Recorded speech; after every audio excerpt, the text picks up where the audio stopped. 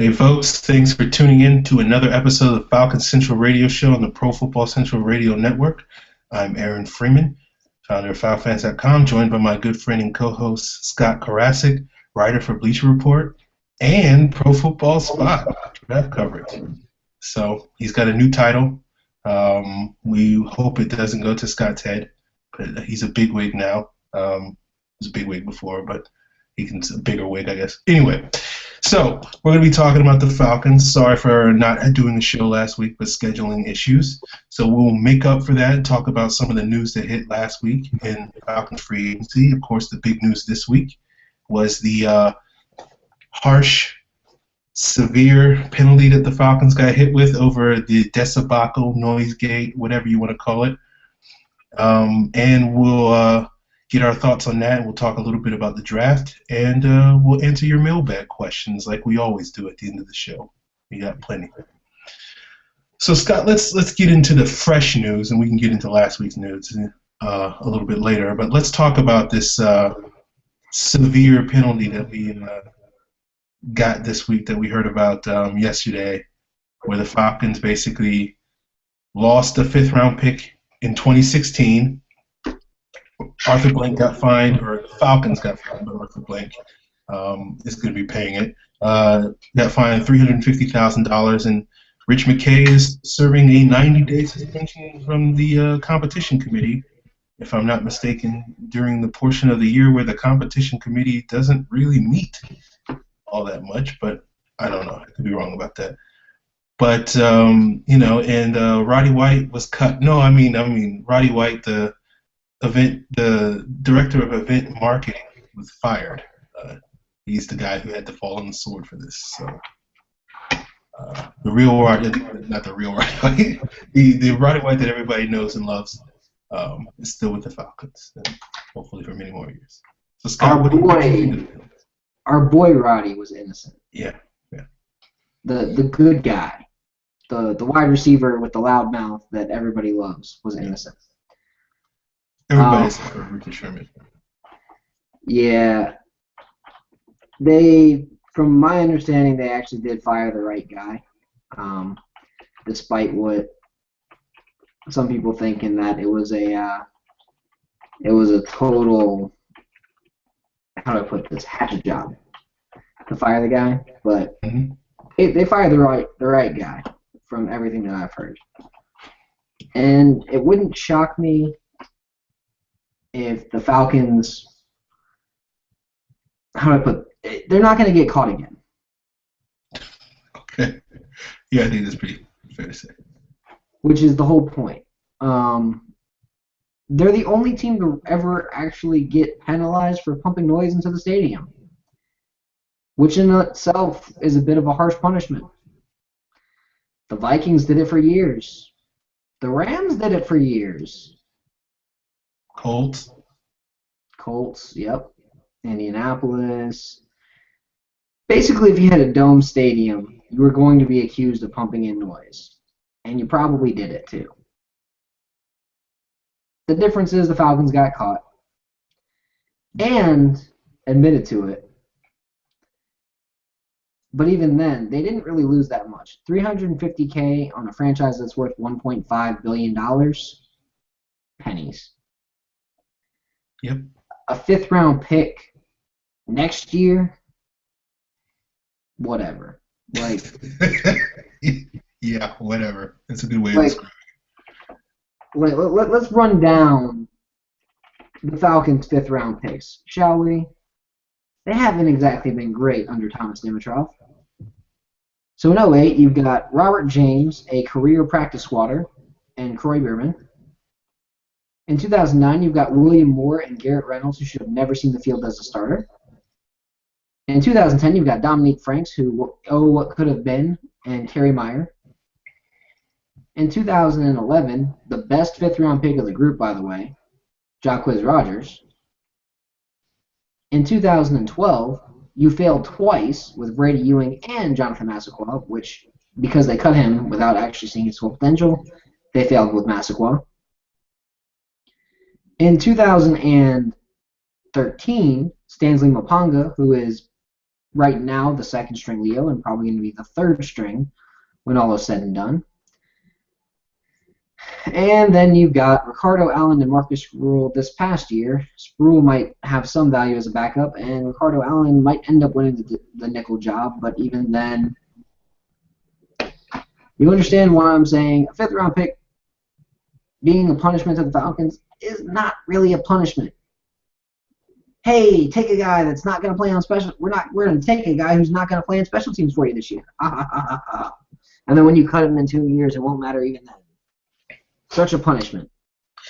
Yeah, you go back even further. Other than Michael Boley and a couple of guys you just named, I guess Corey Bierman and Jacquez, there's basically 3 good fifth-round picks we've had in the last, let's say, 25 years.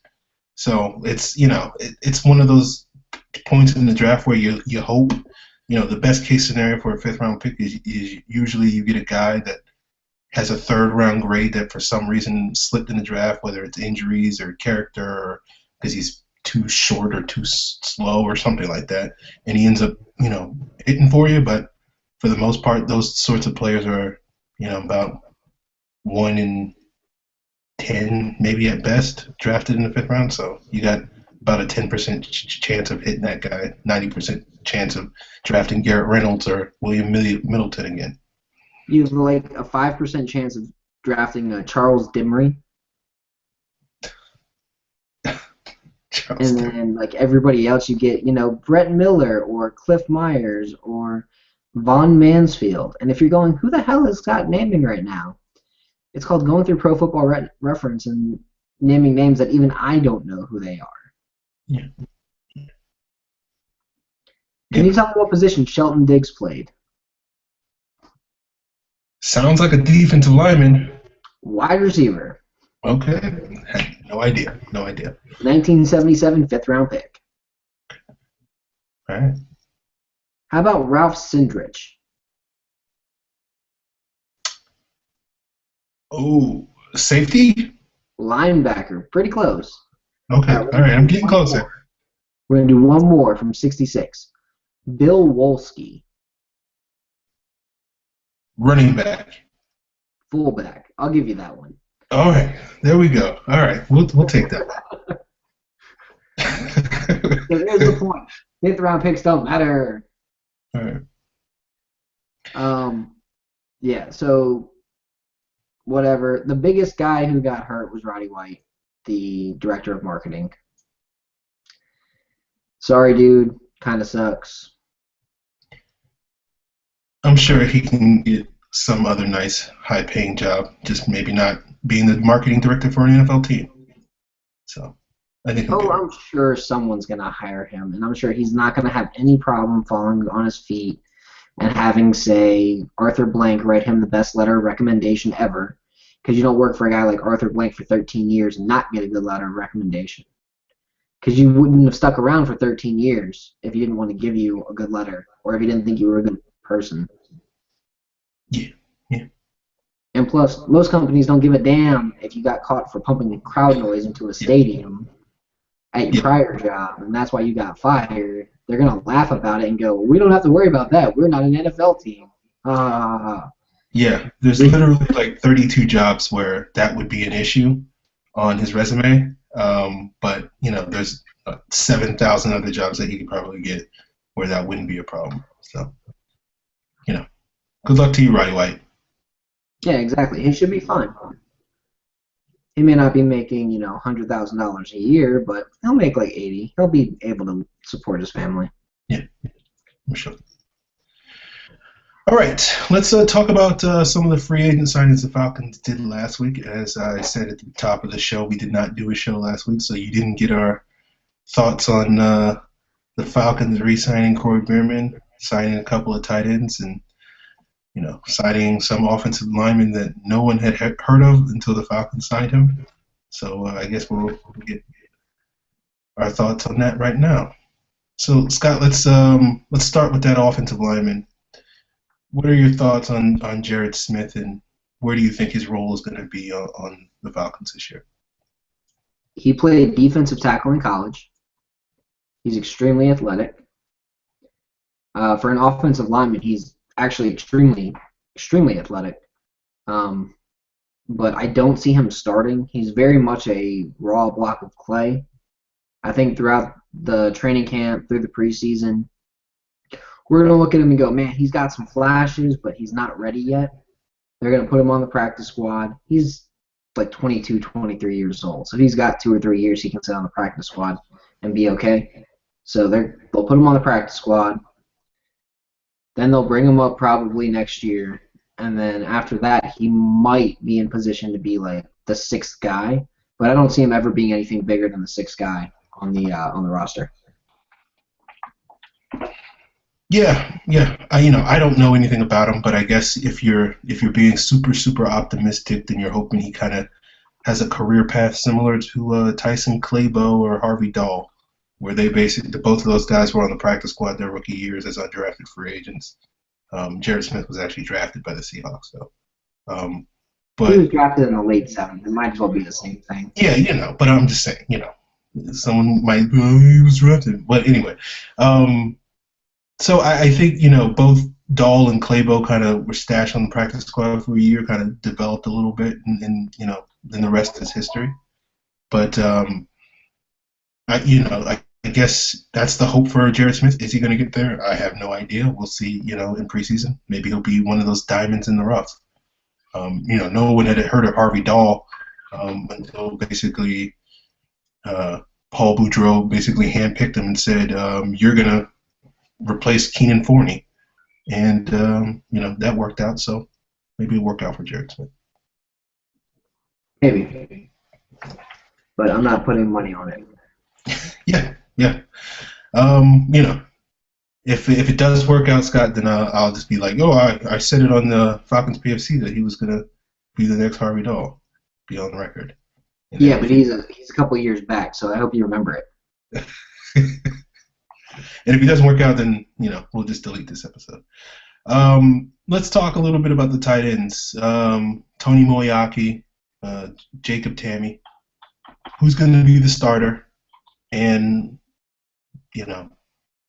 if the other one isn't the starter, do you think he'll make the team? All right, well, I think they're both going to make the team. I don't think either one is a starter. And I do think the Falcons draft a guy, but Kyle Shanahan loves to use either 2 tight ends or a tight end and an H-back. Over 66, 67% of the time, he's using that kind of combination. So Atlanta's going to be a completely different offense this year than they were last year. It's going to look a lot more like 2008 to 2010 when they were running those 2 tight end sets. They were having, Tony Gonzalez and, say, what's his name? Jordan Peele. Wait, I'm thinking of the wrong guy. Jordan Peele's the guy from Key and Peele.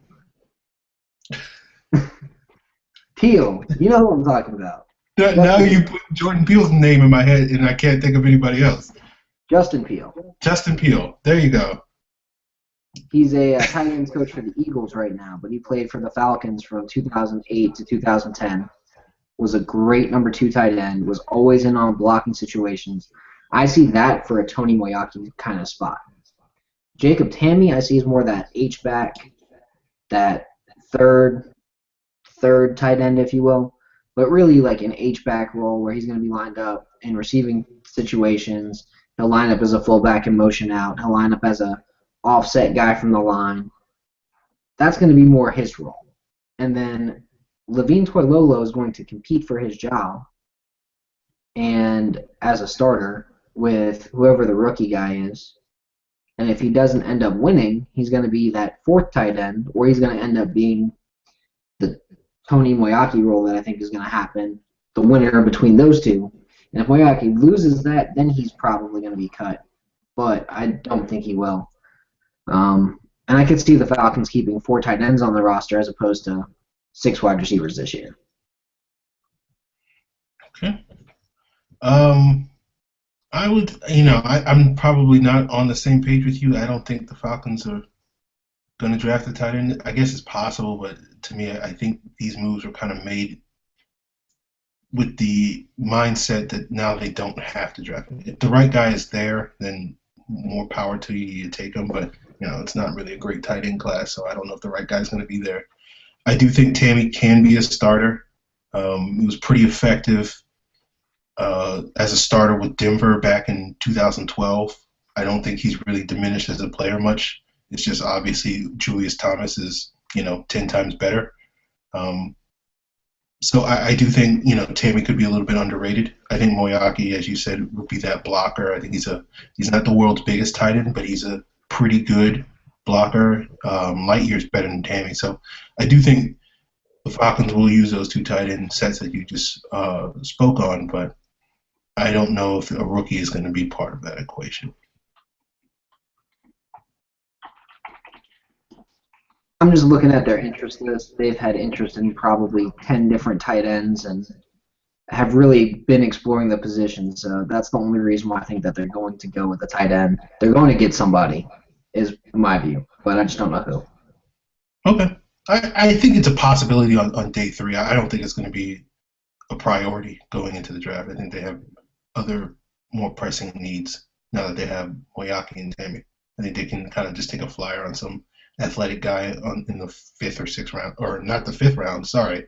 No, we still have a 5th round pick. I'm sorry. Yeah, this year they still have a 5th round pick. Yeah. I'm sorry. I'm getting my years mixed up. I'm so worried about that severe penalty that I can't imagine the scenario where we didn't lose a 2015 draft pick. So we'll see what happens. All right, now the part that everybody's been waiting for, Scott. They want to hear you talk about how happy you are that the Falcons re-signed Corey Bierman. You mean how happy I am that Corey Bierman isn't going to be a starter for the Falcons this year once all is said and done? I think that's pretty much sums up Corey Bierman. He's not a starter. Right this second, if the Falcons played tomorrow, he's a starter. But long term, he's not a starter. I could even see Malachi Goodman getting the start at Leo over him and having Bierman come in as a rotational guy because he's not a starting defensive end in the NFL. He shouldn't be a starting defensive end in the NFL. He may not be the best pass rusher, but he does create pressure. I think if you use him as that rotational guy, I think he could have a much better situation, especially as a Leo where you got an under tackle taking up that double team inside next to him. But that's just my view. I know a lot of Falcons fans despise Bierman. I just despise having him out there as a starter playing a ridiculous number of snaps that he shouldn't be seeing at all. But again, that's probably just me. Yeah, that's fair. I don't have the negative opinion on Bierman that most Falcon fans have. I get why people had their issues with him for those reasons that you just stated. But at the end of the day, Corey Bierman's Corey Bierman. He can't help, really, whether or not he's the guy that they choose to start or not. He did what he was asked to do. I am curious, Scott. Do you think he's going to be the Leo? You think he's going to be the strong side linebacker? You think he'll see some snaps on strong side at defensive end, or do you think he's just going to be like this sort of movable piece that they can just kind of, we need depth at this spot because this guy didn't step up in camp. So Corey Bierman, you fill that spot. You think that's kind of why the reason why the Falcons re-signed him? I think that's exactly why they re-signed him. Hey, we know you're going to make the roster. We know you're going to be depth at potentially 3 different spots: strong side linebacker, strong side defensive end, and Leo. You're just not starting. So we'll put you at Leo on the depth chart, and we'll make you happy until we draft that guy to take your spot. But you're probably going to be just a piece that we keep in the rotation somewhere. Just like O'Brien Schofield. He's listed as a linebacker, but he's just another piece that the Falcons are going to keep somewhere. They'll play him at end, they'll play him at linebacker. You need a couple of guys like that, and it doesn't hurt to have a guy who already knows your roster, knows your talent, is a leader for your team off the field, even if Falcons fans don't like him. The team itself likes him. The players like him. And I hate to break it to a lot of people, but that matters more than what we think. Oh, come on, Scott. Don't you know that Thomas Dimitrov is reading our tweets and watching the show right now? I hope he is. Man, that might be why he fired good old Mike Smith late in the season. But yeah, that's probably true. All right, yeah, I'm with you on that. I think Bierman, he does what he does, right? He's like a player, and he can give you this.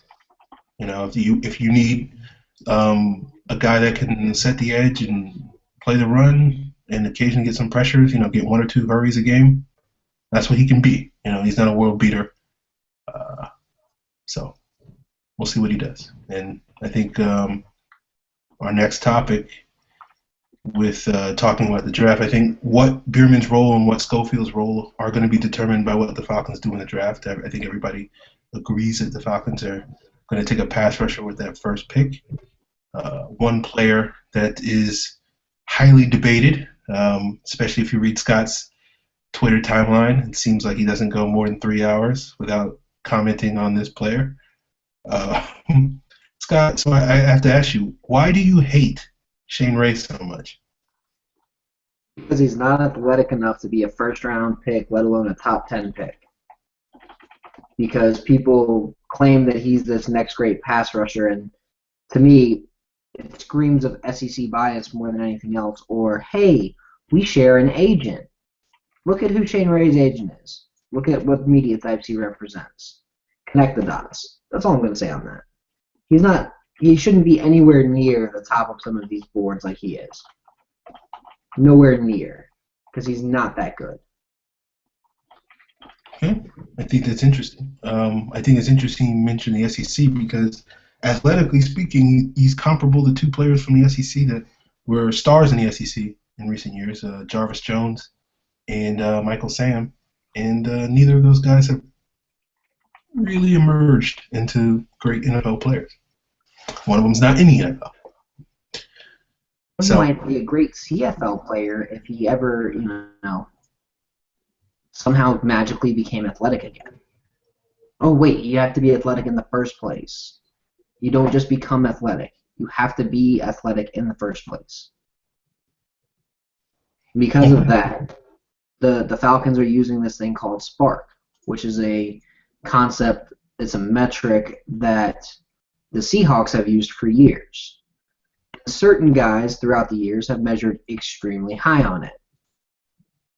Those guys also happen to be guys who measure extremely high with my speed, explosion, agility scores, and tend to be kind of that diamond in the rough, that awkward deal breaker that nobody realizes is there.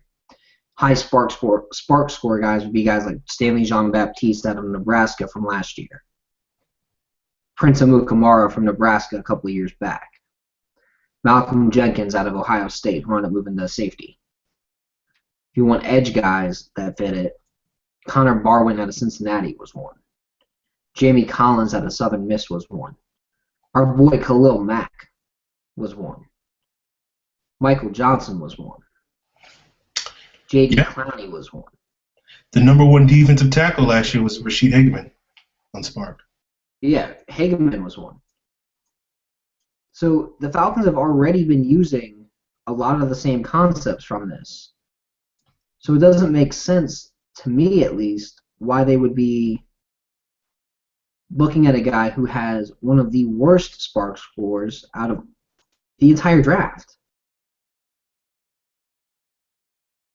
Ray's near the bottom. Yeah, no, I think that makes perfect sense. I was, when Ray tested at his pro day, I was very caught off guard because I did not expect him to test that poorly. I didn't expect him to sort of, have great 3 cones or anything like that, but I certainly thought it would be better than a 7.7. A player of his ability should at least get like a 7.4. Spark, to people that are watching us or listening to us right now and have no idea what we're talking about, Spark is speed, power, agility, reaction, quickness or quotient. I can't remember what the Q stands for. And it's a metric that Nike developed, which basically is a nice way of measuring a player's overall athleticism in those 5 areas. And it's something that Seattle has used. I'm pretty sure Philadelphia uses because Chip Kelly's from Oregon, Nike, obviously. I'm sure most NFL teams are aware of it and use it to a certain extent. But the interesting thing about what Seattle has done is a lot of what they've done, particularly in terms of targeting sort of mid and late round players, especially and also early round picks, is they tend to gravitate towards guys that get high spark scores. They don't usually use high picks on guys that have low spark scores. And it's sort of way of sort of delineating, okay, this guy could potentially be a diamond in the rough because he's this, Division II guy. His pro day, no one really knows about him, but his pro day numbers, you plug them into the formula for Spark, and he grades off the charts. A player like that immediately jumps to mind is what's his name, Deshaun Sneed or Sheed, who's their backup safety behind Earl Thomas. He's like among all their safeties, he has the highest spark score, even higher than Earl Thomas. And it's basically a way that they kind of use guys to sort of, all their undrafted free agents, generally speaking, are guys that have really high spark scores because they're just basically, we're just going to, roll the dice on really good athletes, and every now and then we're going to hit on one of these guys. And, that's kind of how they work, and I think it's probably a good bet that the Falcons will sort of shift towards that. It's not as if the Falcons didn't already use these sort of metrics to draft players. I think the last couple of drafts, they've done a better job of getting better athletes. So I think that's one of the ways that we can look back at this upcoming draft and say, oh, okay, they drafted him because he had a high spark score. So, long-winded explanation. Yeah, I'm with you there, though. And for what it's worth, in this year's draft, Shane Ray is one of the lower people on my athletic index and Spark aren't exactly eye to eye, but they're pretty close. And Ray is probably about here, where you've got other guys like Gregory is probably right about here, and then you got Bud Dupree like right about here, and you got Davis Tull like up here somewhere. Chattanooga. A recommended reading for people that are trying to get more familiar with Spark, the SB Nation Seattle Seahawks site Field Goals did a 10-part series Zach Whitman wrote last year, in which he basically outlined all the sort of metrics. He outlined all the Seahawks players and what their spark scores were, and basically outlined the certain metrics that it seems like that the Seahawks players all have in common. So, like for example, with cornerbacks, they like long guys that are tall, 5'11", 6 foot, 6'2", and up. They like guys with long arms, and it seems like, generally speaking, they tend to like guys that are fast, that have good 40 times, and also have good broad jumps. So certain players, if you're a someone like, say, Josh Shaw, I think from USC, I think his arm length is like 30.5 inches, which the Seahawks tend to like guys that are a little bit closer to 32 inches. So if you're looking at a press corner, a team like the Seahawks and maybe possibly the Falcons may not be as high on Josh Shaw as another team that's just kind of looking, we want a big press corner. That it might not be exactly the Seahawks flavor of corners. So that's kind of a good, those articles from Field Goals are a good way of illustrating those differences. So check them out. Google it, Field Goals, Spark, 2014. And that's another reason why I continually mock Nick Marshall to the Falcons. His arm length is 32 1/4. He's got a profile almost exactly like Richard Sherman, athletically at least. And he's a quarterback, so he's very intelligent when it comes to football. Don't put him in front of a mic. That's not his thing. But when it comes to football, when it comes to being a good football player, Atlanta is going to try and get guys who know the game, understand the game, have good spark scores, and they might focus a little bit more towards the local guys in the Southeast. Because one thing that Seattle did when Pete Carroll got there was they focused on a lot of the guys up in the Northwest, up in the Pac-10, up in the Pac-12. If you look at their roster, a lot of those guys on that roster played in,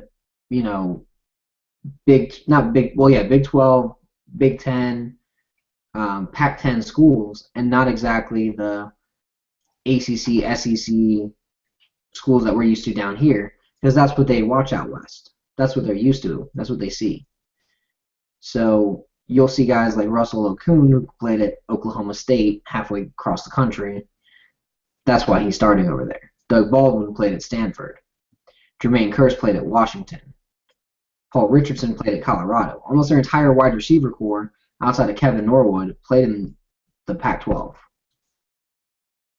or the Big 10. So they're big on getting more local guys, but they won't discriminate out of talent either. Yeah. They also aren't afraid to take a chance on a guy if he may not be, how do I put this, the cleanest guy off the field. Yeah. Michael Bennett had a little bit of a rap on him off the field. That may not be known to everybody, but he had a couple of coaches saying he was a clown, he was a guy who didn't take football seriously, and it was held against him. Okay. Daryl Simon was an idiot off the field. The day before the draft, got arrested for DUI. Day before the draft. Still took him. Yep. So, Yeah, Richard Sherman was another guy that, Jim Harbaugh, reportedly, according to Sherman, didn't exactly give him glowing character assessment, I guess. And so that hurt his draft stock. And that's one of the reasons why Richard Sherman is no fan of the 49ers, one of 28 reasons. But, yeah, it's certainly, I think, a issue that won't be as big a killer on the Falcons draft board as it once was. which is why I won't be surprised if, say, Vic Beasley and Dante Fowler are gone. The Falcons take Randy Gregory at 8. What's weed when you've got 3 more tests before he even sees the suspension? Yeah. I tried explaining that to someone. Like, that's how the Falcons are going to look at it. They really won't care as much as you're trying to make it seem. But don't listen to me. What do I know? Yeah, I mean, people can have their own opinions, but to me, a guy that smokes too much weed it's kind of a, when you're looking at character red flags, that's one of those things that you can kind of fix, like a lot of character issues that players have, if you punch a woman in the face, like there's something broken inside of you. You can't fix that. If you break into people's houses and hold them at gunpoint and rob them, it's something broken inside you. But if you just like to spark up a joint every now and then, just like, hey, dude, chill. Wait till February, like every other smart, intelligent NFL player does, when you're not going to get tested, and you have enough leeway before April where you can clean your system. Just don't smoke between the months of April and December. It's not that hard to fix, but we'll see how it works. For every Justin Houston that failed the combine test, there's an Aaron Hernandez. So who knows? Aaron Hernandez had a lot more problems than that coming in, and teams knew it, and that's why he fell to the 5th.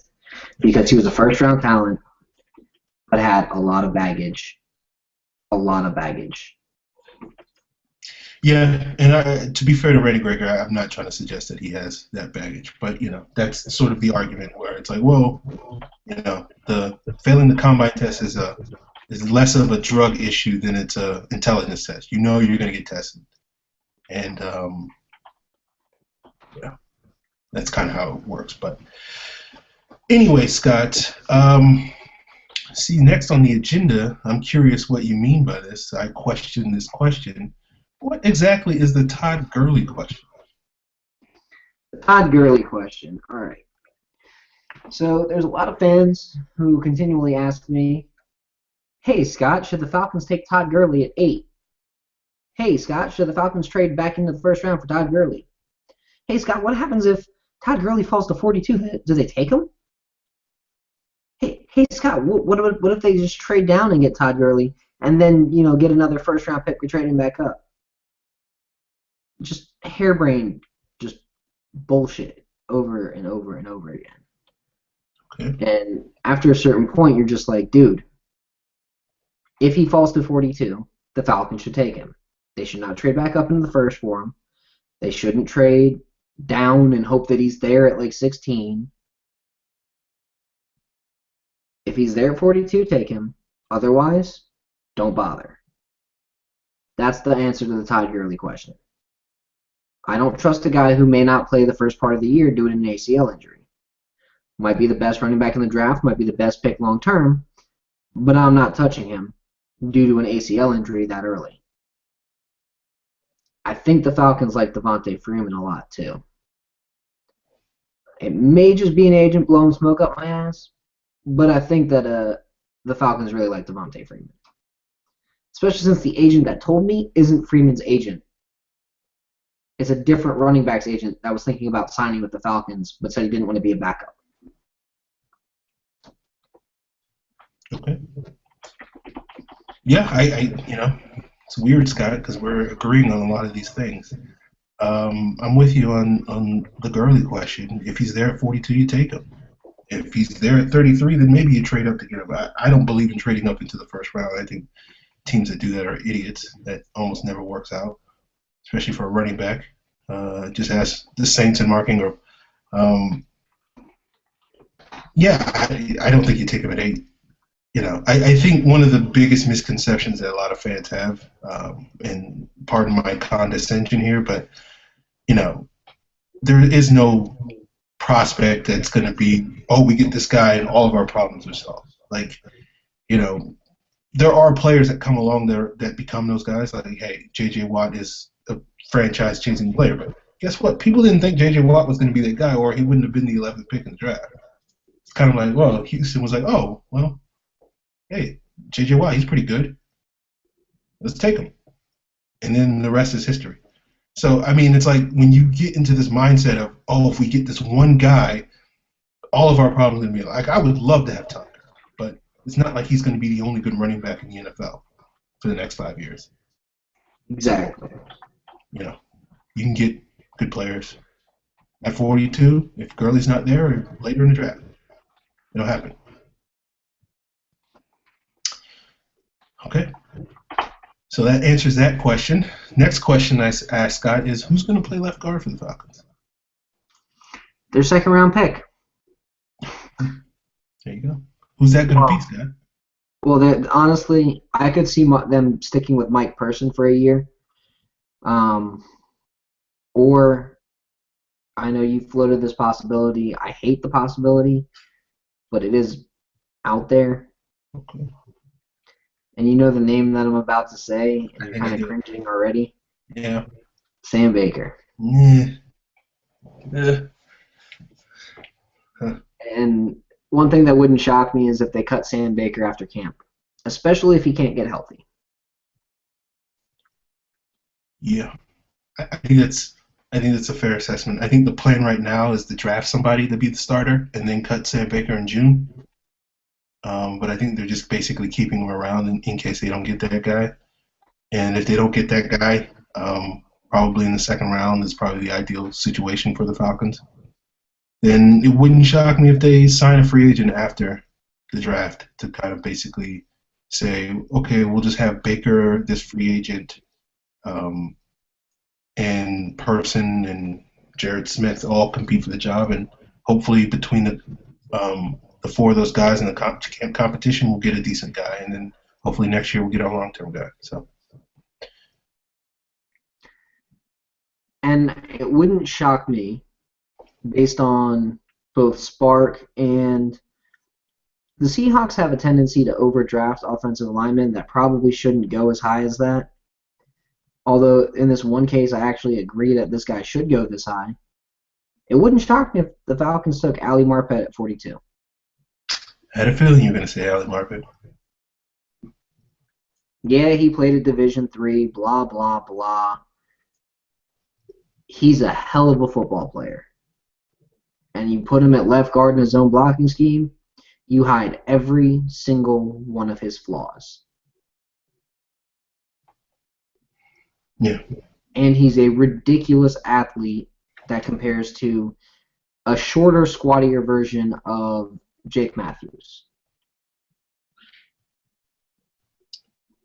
Yeah.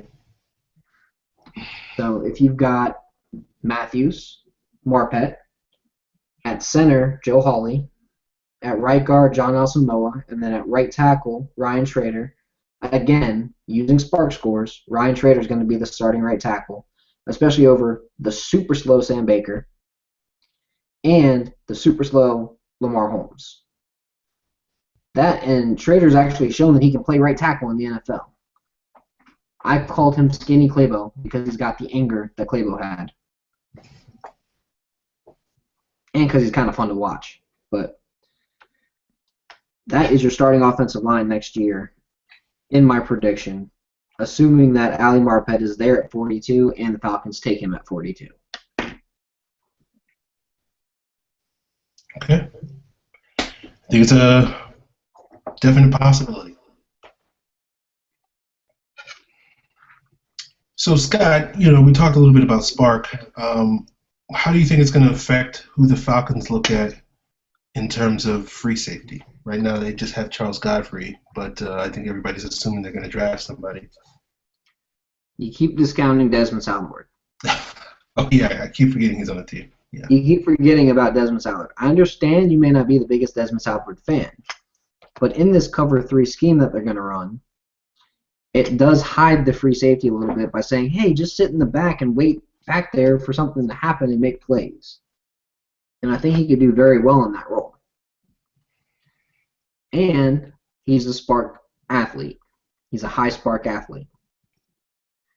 Another couple of guys who are high spark athletes are Eric Rowe out of Utah, played cornerback, very good football player, very instinctual football player.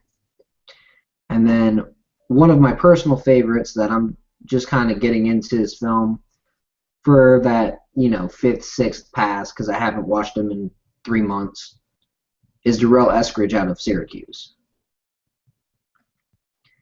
I forgot how good this guy was. He's a playmaker. And it would not shock me to see him go in the 3rd or 4th round of the Falcons. And then just say, hey, we've got our guy. We think he's a very good football player, but he's going to take a minute to learn and grow and do everything he needs to do. And he's that extra tall cornerback or extra tall safety that Vaughn McClure mentioned a couple weeks back. Okay. Haven't seen Darrell Eskridge. Since he's from Syracuse, I can assume that he can run, though. That's the one thing all Syracuse prospects have in common. They're fast. I think you're right. Eric Rowe is in the conversation, but I think he fits more what the Falcons are looking for at cornerback, and that's one of the reasons why I kind of discount Desmond Salward, because he has perfect measurements for what the Seahawks looked at in corners. I'm betting one of the reasons why when Dan Quinn was asked about Salward a couple of months ago when he first was hired, he talked about him being a cornerback because the Seahawks didn't evaluate him as a safety. They evaluated him as a corner. And I think that's one of the reasons why we continue to hear about the possibility of Salward being moved to nickel.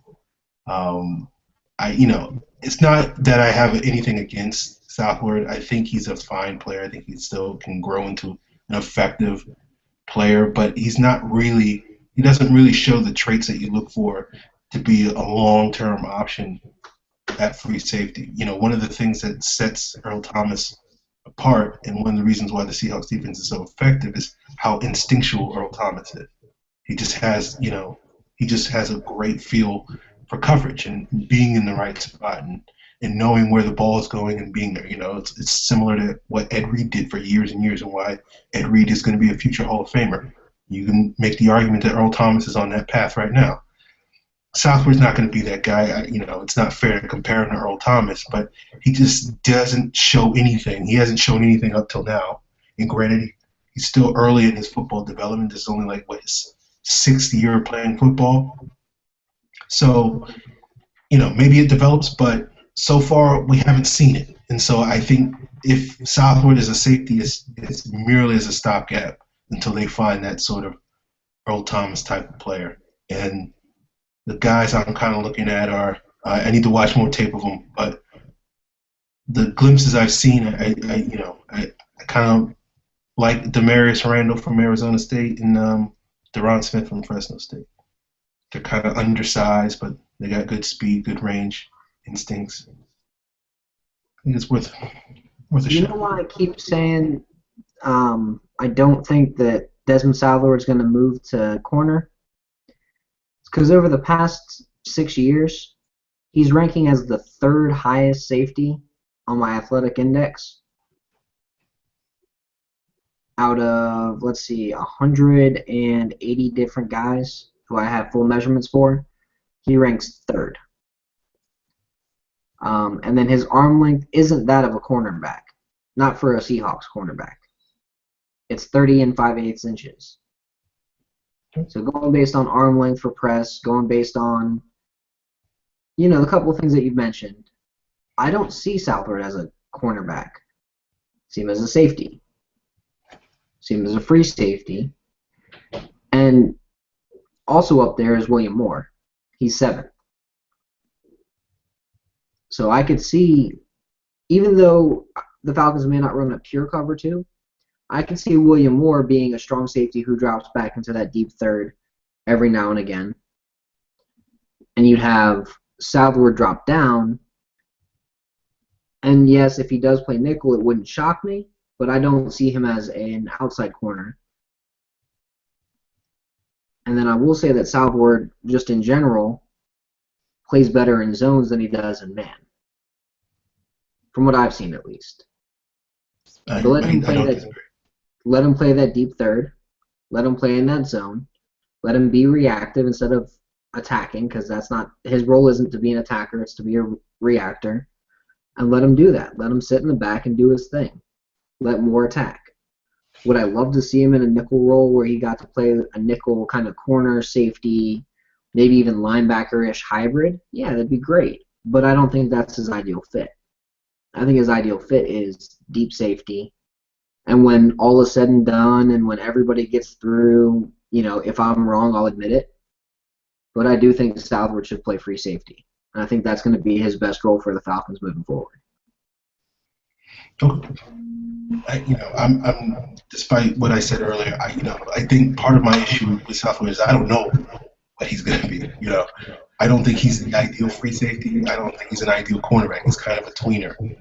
And, I think that's one of the reasons why we haven't seen Dwight Lowry be re-signed, because I think what Dwight Lowry's role in this defense is kind of the same thing.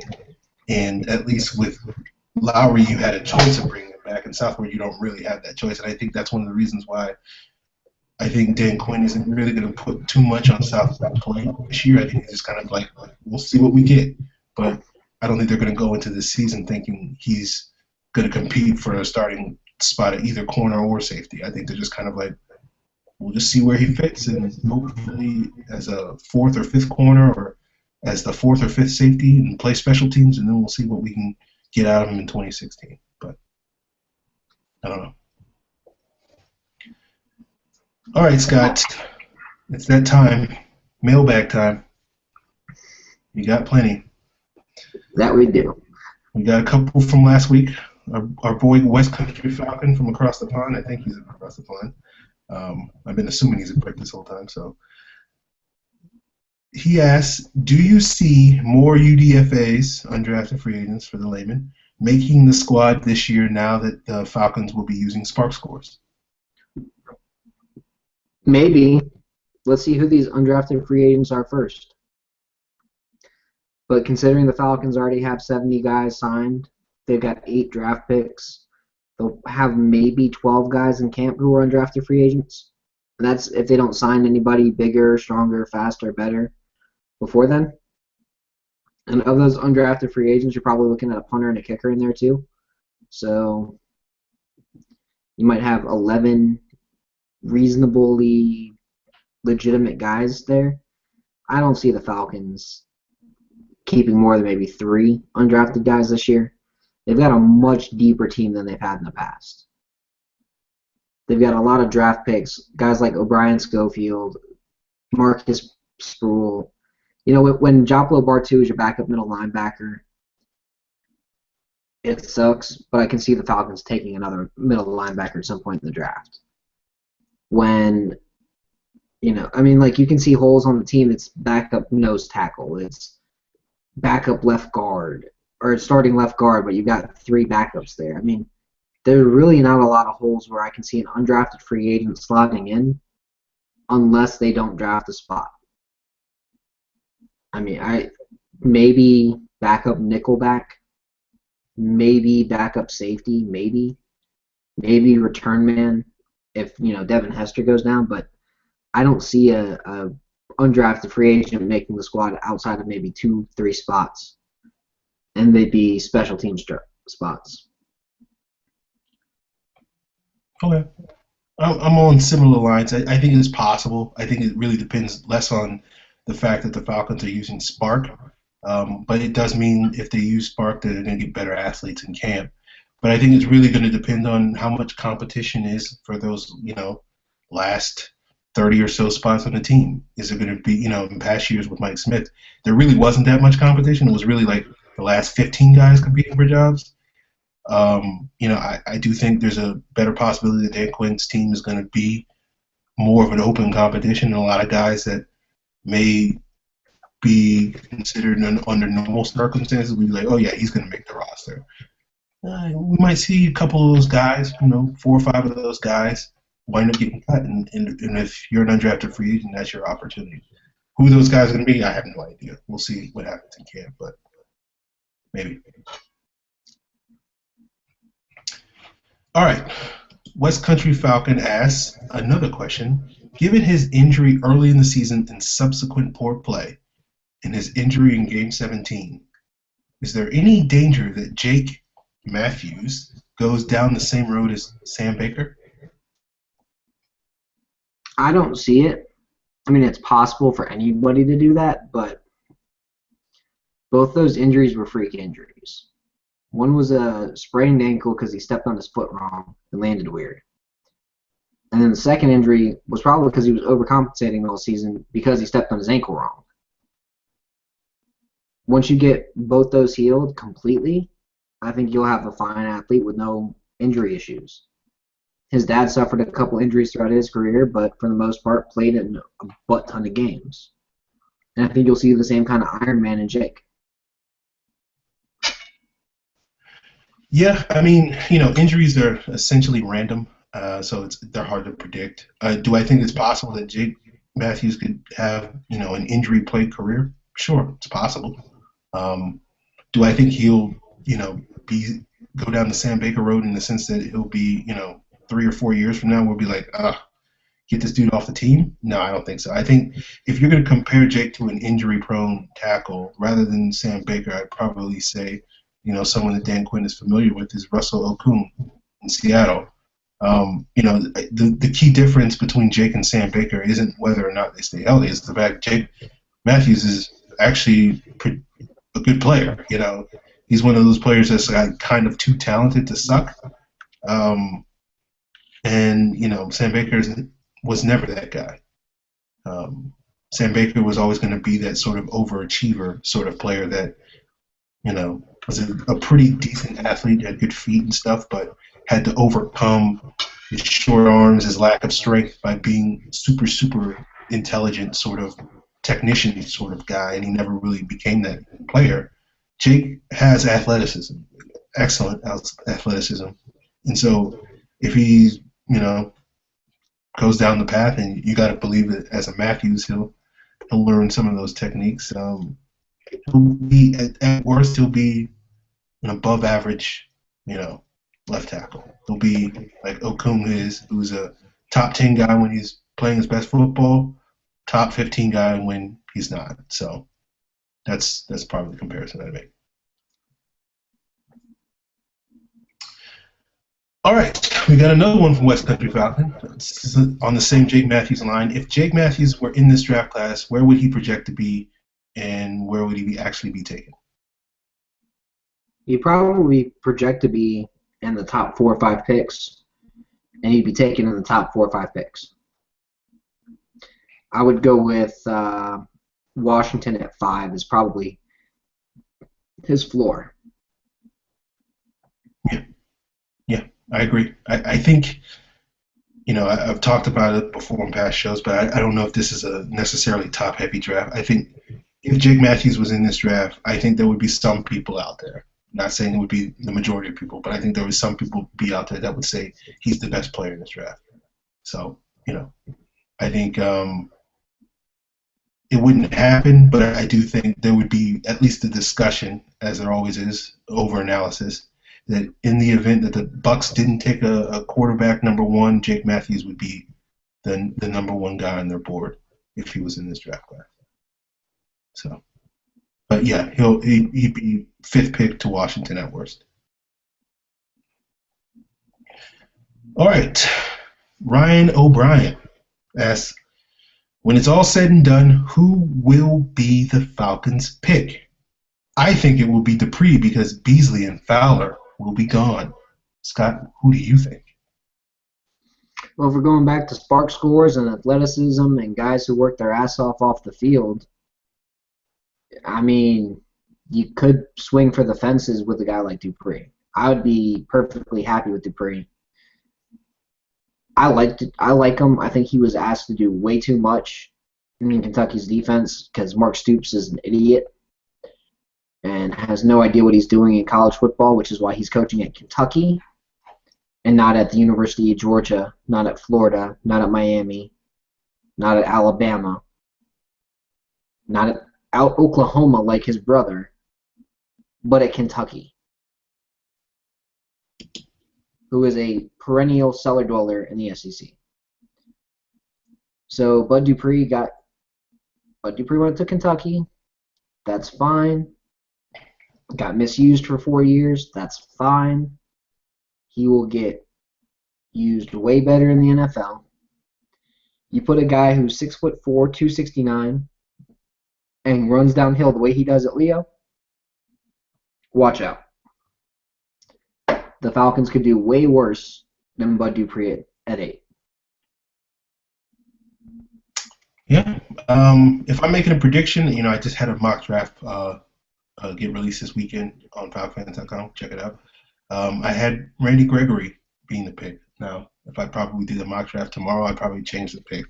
So, who will be the Falcons pick? A pass rusher. That's my answer. I think it probably will be Dupree or Gregory if I'm taking bets, but I think this is a draft class where we're going to see different teams value those. They're all 4 of those 5.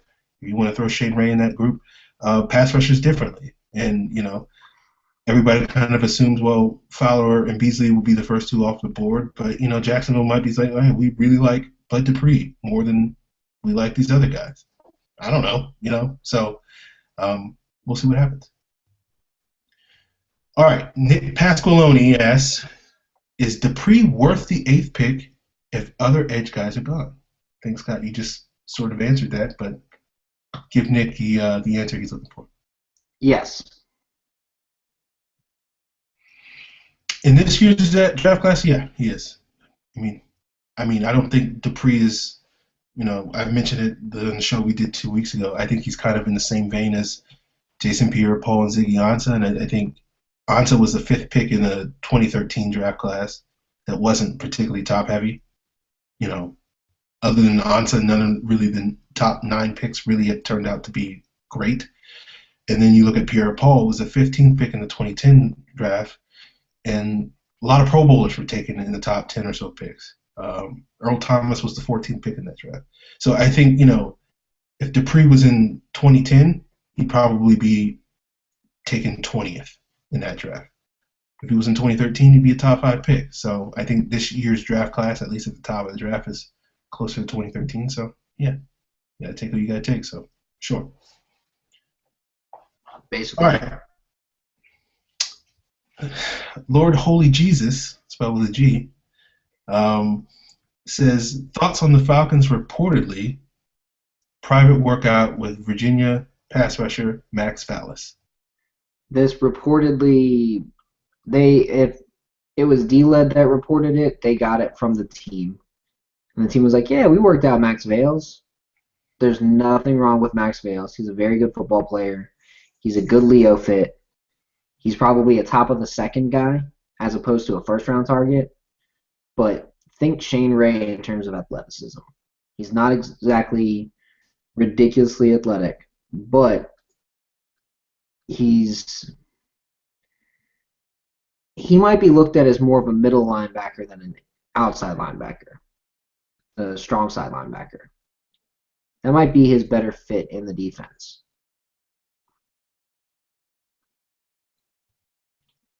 Okay. Yeah, I thought he would test better at the combine than he did. He's one of those kind of upside guys. You're hoping that you've only seen the tip of the iceberg with him, and a similar player from UVA that was like that who didn't work out was Clint Sintum. Maybe Vales goes down that road. Maybe he's better. I have no idea. Ahmad Brooks is an example of a player that did work out. Took him a while though, but that's kind of Blackstock fits the Clint Sintum mold. Okay. Didn't Blackstock get hurt though? Isn't that why he didn't work out? I think it was a combination of lack of talent and him getting hurt. Okay. All right. Well, yeah. So I think this, on the Falcons working him out, I think it's due diligence.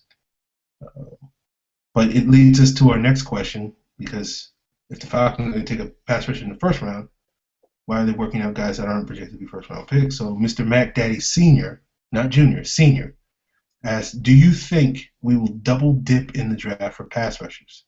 If so, who and in what round?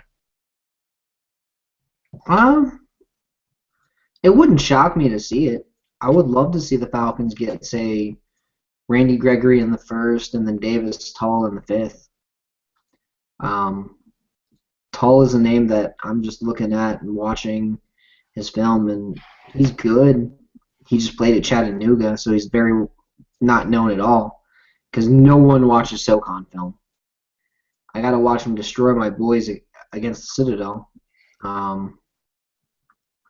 because that's what happens. Our team sucks so bad. Anyway, yeah, Davis Tall, good player. I could see him as one. Lorenzo Malden was a name that was thrown around a lot, but he's not a good athlete. A guy who might bring back memories of Troy Bierman the day he was drafted, Zach Wagenman from Montana. Similar athlete to Bierman. And then another name that could be there in the mid to late rounds, who's more of a football player than an athlete, is Haloe Kikaha out of Washington. Okay. Extremely productive guy, extremely bad athlete in terms of lateral agility, but he might be a good fit because he's not testing for anybody. He did not run at his pro day. He's not running for anybody. He's just saying, hey, draft me based on the merits of my film. Plus, he's fighting a couple injuries. But I think he's just hiding because people know he's unathletic. Okay. I think both Tull and Kaká could probably get drafted a little higher than 4th or 5th round, but do I think the Falcons will double dip? Maybe. I probably wouldn't bet on it because I think they got other needs they want to address. We've talked about free safety, guard, possibly tight end, running backs, obviously a need. I think they want to get some depth at defensive tackle. They might draft a linebacker. They need depth at cornerback. They need a wide receiver. So I think, if they double dip at pass rush, it's going to be because some really talented guy that they didn't expect to fall falls into day 3, I think. So maybe, but probably not. Well, All right. Wiesengrund asks, Preston Smith could creep up into that 40s range. If we pass on a pass rush in the first, how do you like him in the second?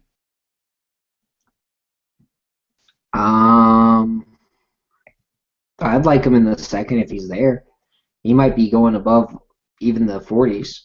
He's a really good player, but I like him more in that role that the Falcons are going to be playing Adrian Claiborne in. That strong side defensive end. He's really good at hitting the inside, playing the 3 technique and the 1 technique in pass rush situations. So I'm not 100% sure he's exactly what the Falcons need. He's not really an edge bender. He's more of a interior rusher, attack the gap, destroy the guy he's right in front of, and get to the quarterback kind of guy.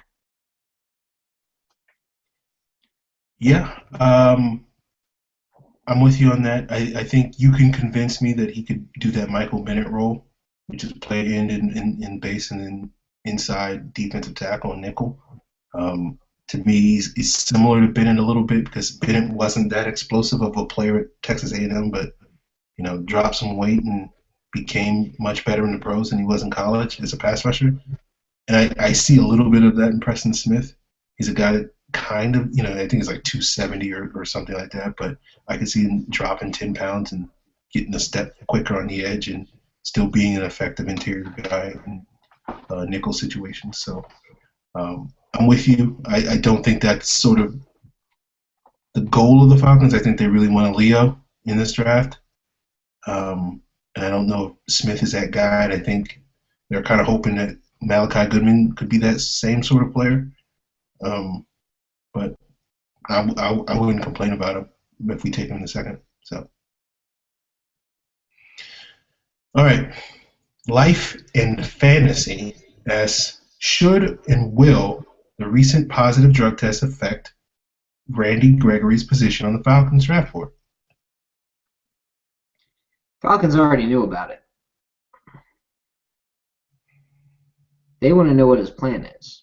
And I guarantee that if they've had Gregory in, because Gregory's been training with Chuck Smith, it's right there. They probably had him in more than once. Or gone to see him more than once because he's right there. So they know what's going on with Gregory. There's more than just the drug test coming out. I don't know exactly. I'm still trying to get details on it, but there's more than just the drug test that teams are holding over Gregory's head. However, in speaking with his agent, a couple of teams don't really care about that situation, and it doesn't seem to be a domestic violence type situation. So, once I get more news, I'll figure out what it is. But that's the real thing that's going to hold him down. I still think the Falcons are going to be more forgiving than most. If there was a locker room that was ready to bring in that kind of influence and be like, hey, get your head on straight, I think it'd be Atlanta. Adrian Claiborne is that same kind of leader that we wish that we had last year. Corey Bierman is a leader. Paul Soliai, Rashid Hageman, Jonathan Babineau. Well, maybe not Hageman, but Paul Soliai and Babineau, they're leaders.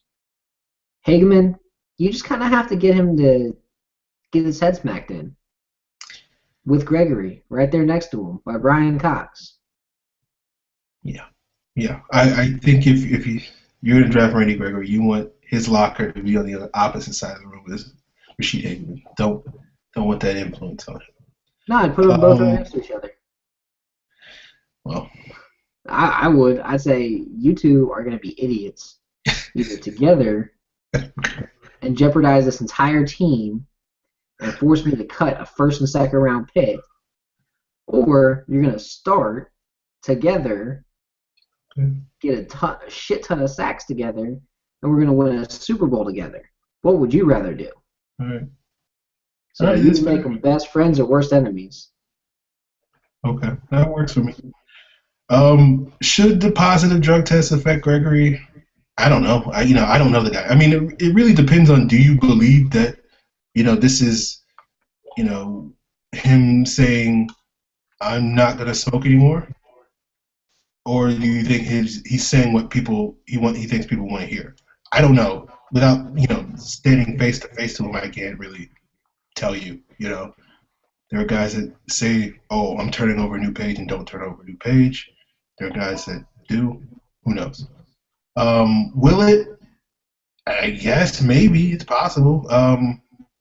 Maybe I don't know if it's gonna, like, the Falcons are like, oh, we're moving him from our draft board, but maybe now if he was third behind Beasley and Fowler, and Dupree was fourth, maybe you bump up Dupree a little bit to third and move Gregory to fourth. I don't know. Maybe that's possible, but we'll see what happens. So, Dirty Bird Wilson asks, would you be opposed to picking Trey Waynes at 8 if Fowler, Beasley, and Ray are off the board instead of Gregory? Again, he's probably assuming that we're black dotting Gregory and removing him from the equation. All right. Ray will not go in the top 15 of the draft. Well, Scott, I think you hope he does, because you hope the Saints pick him at 13. I would love for the Saints to pick him at 13, but they're not even that stupid. All right. Ray isn't going in the top 15 picks of the draft. Not a single person I've talked to thinks that that's happening. Okay. I don't know where these guys are getting it in their heads that it's going to happen outside of the big media guys who are all sharing the same agent with Ray, or who are friends with Ray's agent, and they don't want to piss him off because they get information about other things from him. But no, Ray is not going in the top 10. Ray is not going at 8. And no, Trey Waynes would be stupid. Yeah, he's a ridiculous athlete. Yeah, he's a cornerback. Why would the Falcons take a cornerback at 8? Especially one that doesn't really fit the system, doesn't really fit what Dan Quinn would look for in a cornerback. Doesn't make sense to me at all. Just take Bud Dupree there. If you don't want to take Gregory because you're afraid of his drug test, I don't care. That's fine, whatever. Take Bud Dupree. Bud Dupree off the field is exactly what you want. A perfect comrade filter fit, all that. But Dan Quinn doesn't seem to worry about off the field issues because he seems to have a spine, unlike Mike Smith. So I'm not worried about Gregory's issues. I was worried about other players' issues back when Mike Smith was the coach because he had no spine. He tried to be too buddies with the players.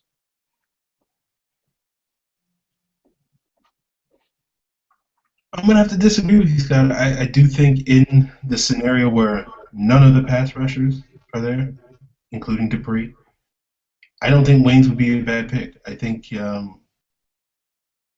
is actually a good fit for what the Falcons are going to do. That scenario is not going to happen, though. I understand that. But, you got two quarterbacks. Playing hypotheticals. I understand that. I'm saying you got two quarterbacks. You got two wide receivers. You got Leonard Williams. And then potentially even an offensive lineman going in the top 7 picks. Of those, at least 5 of those are going to happen. Maybe the offensive lineman doesn't happen. Maybe one of the wide receivers doesn't happen. But at least 5 of those are happening. So that's 1, maybe 2 pass rushers that are going. Now, if Vic Beasley goes at 3 and then Dante Fowler falls to the Falcons at 8, that's the pick. If Beasley and Fowler both go at, say 3 and 6, I think Atlanta goes Gregory. And if they don't want to take Gregory because of this stuff, they take Dupree. I just don't see a situation where at least two of their top 4 guys aren't there. I just don't see it. Okay. Yeah. Sure. All right. Jesse Lalamindra asks, does the loss of the draft pick change the Falcons draft strategy, in your opinion? Yeah, in 2016. Yeah. Means you trade back in the 4th round. In 2016. Yeah.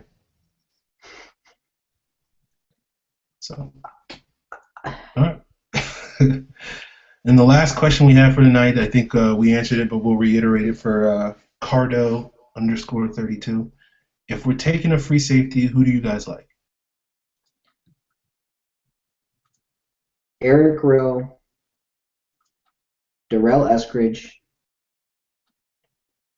and I got one more name that's been popping out at me. Even though he's a shorter guy, his name is Bobby McCain. He plays for Memphis. And if you look at his film, you kind of go, there's a lot of Earl Thomas in this guy's game. Not saying he is Earl Thomas. Nobody I'm is. saying if you look at him as a safety projection, he fits pretty well. I'll have to check him out. Guys I mentioned earlier, Damaris Randall intrigued me. I need to watch more film. Deron Smith intrigues me. I need to watch more film, but I like those guys. All right, that is our show this week. We appreciate all the people that send in mailbag questions. A lot of people are using the hashtag Falcons mailbag. Keep it up. It's easier for us to find those questions. You can also tweet at me. I'm at FalcFan. Scott is at Scott Karasik. Hit up our boss, Brian Harrington, at PF Central whenever you want to complain about the show not being on iTunes. He's the guy who handles that. That's basically it. Check out Scott's stuff on Bleacher Report. I don't know when his first stuff is coming up on Pro Football Spot, but I'm sure it's coming soon. I've already put a mock out. Okay. Well, check that mock out. I had a mock out this week, so you can mock yourselves to death tonight or tomorrow.